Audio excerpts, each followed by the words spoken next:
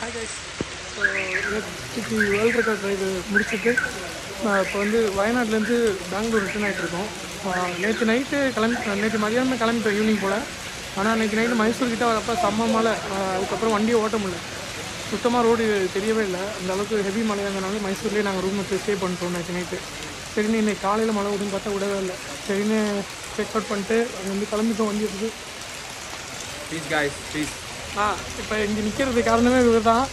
இவர் வண்டியில் வந்துட்டு RC390 வாய்டு ஒரு வாட்டி நிற்காது. ஸோ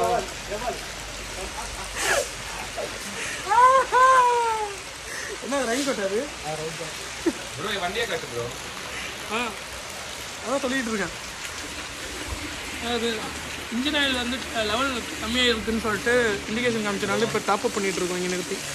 இன்னும் ஒரு 100 கிலோமீட்டர்ஸ் இருக்குது பெங்களூர் போகிறதுக்கு. காலையிலேருந்து ஒரு 120 கிலோமீட்டர் வண்டி ஓட்டியிருப்போம். மழை விடவே இல்லை, இன்னும் பெஞ்சிட்டே தான் இருக்குது.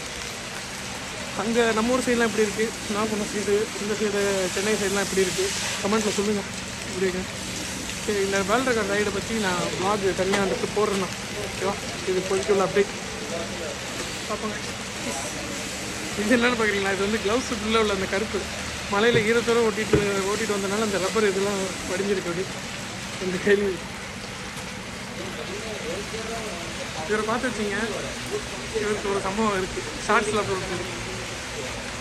இவருக்கு ஒரு சேனல் இருக்குல்ல, ரைட்? டியூக்கர் மணி சேனல் இருக்கா? இருக்கு டியூக்கர் மணி. அந்த சேனலோட லிங்க் வந்து நான் டேக் பண்ணுறேன் கமெண்ட்டில்.